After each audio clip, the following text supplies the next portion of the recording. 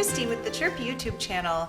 I'm here today with another video in my series on sensory supports for the home. First of all, I have to tell you that I'm filming in a much more casual environment today on my couch because I had a little accident. I was running on Tuesday morning and all of a sudden I was on the ground and I'm pretty scraped up and bruised, and I happened to sprain my ankle really badly and also got a very small fracture in one of my ankle bones. So I have a humongous boot on my foot and I am enjoying the sartorial challenge of dressing around a humongous boot. It's pretty fun. I'm in the boot for 4 weeks and then I'm in a lace-up ankle brace for a couple more weeks, and hopefully I'll be all better and running again in 8 weeks. That seems like a really long time, considering that in 8 weeks it will be June, and that is really a very hot month here in the Arizona desert. So we will see how the ramping up again with running goes. I'm of course trying to be patient and calm with the healing process, but there has been so much rest and so much attempting to heal in my lifetime that, I'm kind of tired of it. So I'm trying to have a great attitude and remain positive. I'm happy to talk to you today because at least I'm doing something productive even though I'm sitting on the couch. Today's topic is the vestibular modality of the sensory system. And if you know anything about anatomy, especially anatomy of the head, you will know that the vestibular canals are located inside your ear. They are twirly little canals and they help your brain figure out where your body is in space. Kids who need more input to the vestibular sense are going to need more movement through space. They're going to need to swing more. They're going to need to spin more. You might notice these kids need more vestibular input because they're doing those things naturally to try to meet that need. You might notice these children are spinning all the time, spinning, spinning, spinning. You might notice these children are on the swing constantly, moving back and forth. These kids are rocking back and forth and side to side. These kids are running from side of the room to side of the room. These kids are movers because moving helps them realize where their body is in space, and that's important to them because they need more of that input. If you haven't already watched the rest of the videos in this series, I recommend that you do that because I talk about all the different areas of the sensory system, and there are quite a few. At recent count, we have discovered 8, plus maybe one other one. And so this is kind of a long series, and so far I'm not even all the way through yet. But I mention in all of them a slightly different aspect, and sometimes things come up that surprise even me.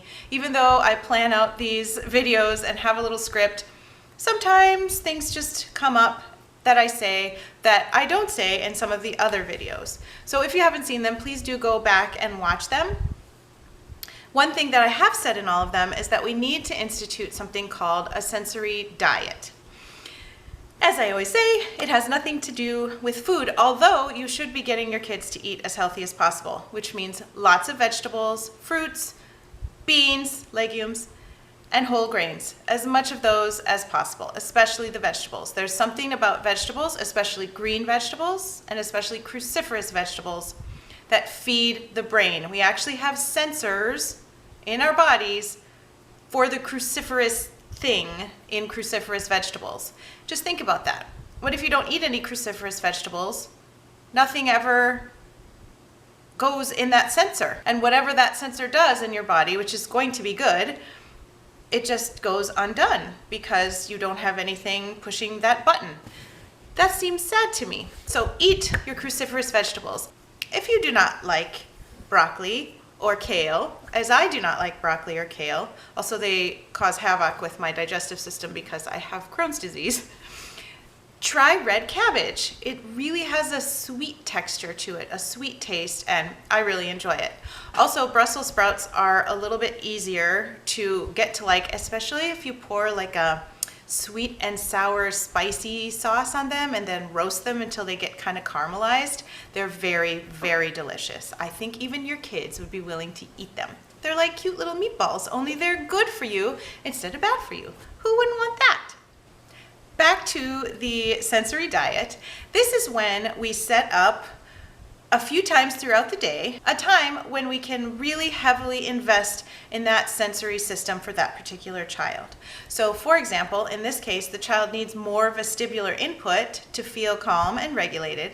And so we're going to fill that sensory mealtime with lots and lots of vestibular input. We're going to swing, we're going to race back and forth or move back and forth on a little scooter cart that we push off the wall and then we go all the way to the other side of the room. We're going to do spinning on purpose. If the child's too small to spin safely, we can pick her up and spin around ourselves or do airplane rides. Be sure that you are safe. We can help the child find all sorts of creative ways to get that vestibular sense need met. Some other ideas: sit and spin, where the child sits on that little plastic thing and spins around. A slide, going down the slide is really good for the vestibular system because you're moving from up to down and from forward to backward. So great. Obviously swinging. Swinging can be around and around, like the swing in my classroom where we do red hot atomic fireball, which means we wind it up really tight and then we let it go and the kids just unspin really fast. That's pretty fun. You can also, of course, go back and forth in space, which is super great for these kids who need more vestibular input. Try having dance parties in your home or your classroom. Turn on some music, make sure it's calibrated to what the children in your home need and the adults as well. If some kids are more sensitive, have them wear headphones, and if some kids need it a little bit louder, crank it up a little bit. Make sure that you're moving around, you're doing all sorts of interesting dance moves, and be careful, but enjoy. Movement is good, especially for these kids. Also, find any way that you can for this child to be upside down. It's very good for their sensory systems to be upside down. If it means that they drape over the couch with their head down and their knees sort of draping over the back, cool. If you have a little bar that it's safe for them to hang over by their knees, great. Do whatever you can to help them be upside down, especially during those sensory meals throughout the day. The idea is not to constantly be feeding your child sensory input because that becomes a time suck during the day because the child could eat and eat and eat sensory stuff all day long and not feel full of it. So we want to really shove it in hard during those sensory meal times so that the rest of the day can be a little bit more normal, so that the child doesn't crave more stuff all day long.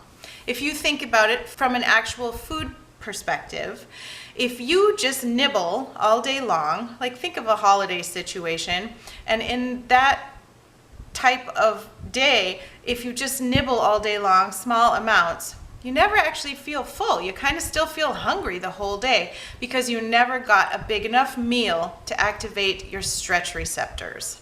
Maybe you didn't even activate your nutrient receptors either because you didn't eat anything nutritious. It's the same kind of deal for our kids. They need the stretch receptor in their body filled, which means they need enough of the sensory input to make them feel satisfied. And they also need the right kind of sensory input, which would be the nutrient receptors in this analogy. They need both in order to feel full and in order to feel satisfied on a sensory level. In this case, if your child is demonstrating the need for more vestibular input, then if you give your child more proprioceptive input or more visual input, that's not the right kind of input. It's not going to meet that need. And this is the point in the video where I need to say, please get a qualified person on your team to help your family or your classroom as you deal with the child who has these different sensory needs. It's not very easy for a layperson to figure out what a child's behavior is demonstrating.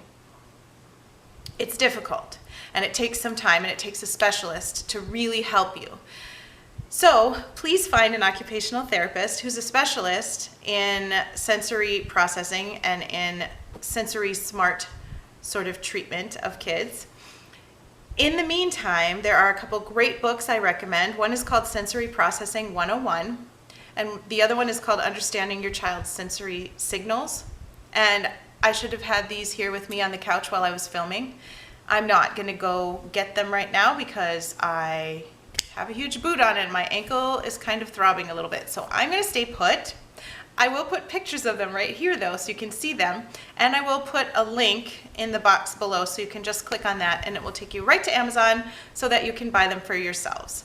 They're not very expensive and they're a great investment if you think your child has some sensory needs that need addressing.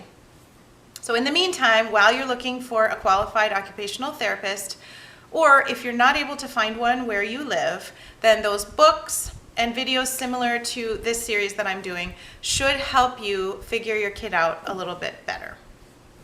Thank you for watching this video today. I'll be back next week. Hopefully I don't have any more disasters, and I will see you then. Hope you're having a great week. Bye.